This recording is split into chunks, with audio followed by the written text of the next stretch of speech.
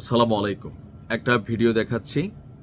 বিশেষ করে ভিডিওটা সর্বোচ্চ শেয়ার করবেন যেন আইন শৃঙ্খলা বাহিনীর চোখে পড়ে এবং কি আমরা মেক শিওর হতে পারি এই ছেলেটাই আসলে সে ফয়সাল যাকে হাদির শুটার বলা হতো। তো আপনাদের সামনে ফয়সালের একটা ভিডিও স্টেটমেন্ট নিয়ে আসছি। আসলে সে যদি ফয়সাল হয় তাহলে বিষয়টা প্রশ্নবোধক যে আসলে হাদিকে কারা শেষ করেছে। দুবাইয়ে এই মুহূর্তে অবস্থান করছে হাদির শুটার ফয়সাল।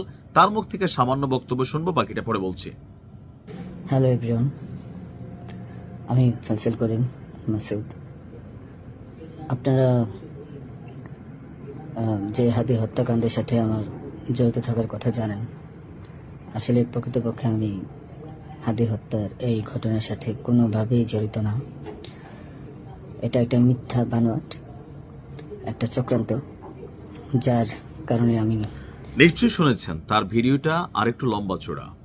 এখন এই ছেলে কি আদৌ হাদিকে শুট করা, যে ফয়সালকে নিয়ে পুলিশ খুঁজছে বা এত আলোচনা হচ্ছে, এই ছেলেটাকে আসলে ওই ছেলে? যদি হয়ে থাকে এই ভিডিওটাকে এআই জেনারেটেড নাকি প্রকৃত? কারণ অনেক সময় এআই এর কবলে আমরা বাংলাদেশ পড়ে গেছি।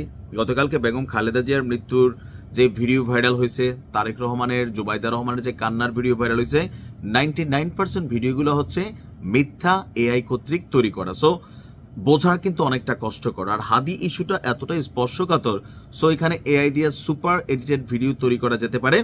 তবে ভিডিওটার সত্যতা নিশ্চয় আইন শৃঙ্খলা বাহিনী বা যারা আছেন তারা দেখবেন। এখন এই ভিডিওতে এই শুটার ফয়সাল দাবি করেছে আবার ভিন্ন কথা, যে সে আসলে হাদিকে শুট করে নাই, তার বিরুদ্ধে ষড়যন্ত্র করা হচ্ছে। তার বক্তব্য হচ্ছে হাদির সাথে সে মিশতে পারছে কারণ সে একটা আইটি ফার্ম চালায়।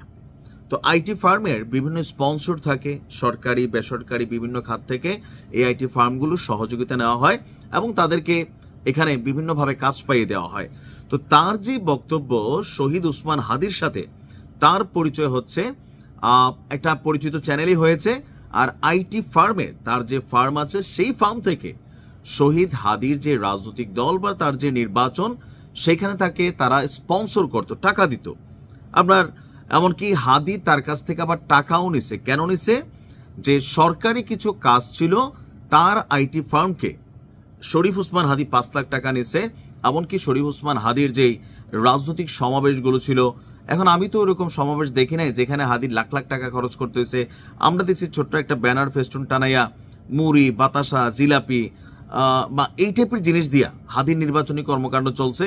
ইভেন মানুষ স্বপ্রণোদিত হয়ে হাদিকে কিন্তু টাকা দিত। কিন্তু এই যে শুটার ফয়সাল, বা আমি জানি না এই ছেলেটা কে, সে যে বক্তব্য দাবি দিছে যে হাদিকে সে 5 লাখ টাকা দিছে, এমনকি যেদিন হাদি গুলিবিদ্ধ হয়েছে ওই দিনও নাকি তার 10,000 টাকা দিছে। কেন? তার নির্বাচনী ক্যাম্পেইন চালানোর জন্য। তো এত কিছু হাদি কেন করছে? কারণ তার আইটি ফার্ম থেকে হাদিকে স্পন্সর করা হয়তো, টাকা পয়সা প্রোগ্রাম স্পন্সর করা হয়তো, নির্বাচনী ব্যয়ভার বহন করা হবে। আর বিনিময়ে হাদি হচ্ছে সরকারি তথ্য মন্ত্রণালয় সহ বেশ কিছু মানে যেই মন্ত্রণালয়গুলো আছে সেগুলোর কিছু সরকারি কাজ তাকে পাইয়ে দেবে। এখন তার বক্তব্য, তার দুবাইয়ের মাল্টিপল ভিসা আছে 5 বছরের। সে যেভাবেই হোক বাংলাদেশ থেকে পালিয়ে এই মুহূর্তে দুবাই অবস্থান করছে। আর দুবাই থেকে তার যে ভিডিও বার্তা, সেটার মেইন উদ্দেশ্য হচ্ছে সে হাদিকাণ্ডে জড়িত না। ইভেন ঘটনার দিন মোটরসাইকেলে ফয়সাল শুটার এবং তার যে বন্ধুর নাম মেনশন করা হচ্ছে বারবার, তার বক্তব্য ওই দিন সে ওই মোটরসাইকেলে ছিল না, তার বন্ধুও ছিল না। এটা পরিকল্পিতভাবে তাকে ফাঁসানোর চেষ্টা। এখন ফয়সালকে আসলে সত্য কথা বলতেছে না মিথ্যা, এটা প্রশ্নবোধক চিহ্ন। কারণ সে যদি এই ঘটনা করেও এটা সে স্বীকার করবে না, কারণ দুবাই থেকে বাংলাদেশ সরকার চাইলেই তাকে কিন্তু ধরে নিয়ে আসতে পারবে। ভারত থেকে আনা কঠিন, দুবাই থেকে আনা খুবই সোজা। আর সে যদি কোনো স্টেটমেন্ট দেয় তাহলে তার জন্য আরো কঠিন হবে। সো সে হচ্ছে ডিফেন্ডিং স্টেটমেন্ট দিচ্ছে যে সেই ঘটনার সাথে জড়িত না, তার পরিবারকে বিভিন্নভাবে হেনস্থা করা হচ্ছে। তো আমার কাছে মনে হয় দুবাইয়ে বাংলাদেশের যে অ্যাম্বাসি আছে, কারণ দুবাইয়ের মধ্যে বাংলাদেশের মতন লুকাইয়া আপনি আইডেন্টিটি মানে ইয়া করে যাইতে পারবেন না, যেহেতু তার একটা পাসপোর্ট আছে। আর সম্প্রতি সে দুবাই অনুপ্রবেশ করছে।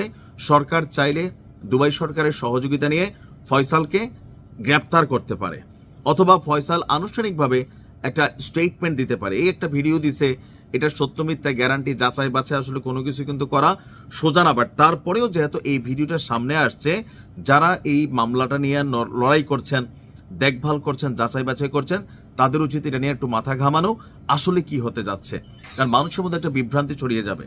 ভালো থাকুন।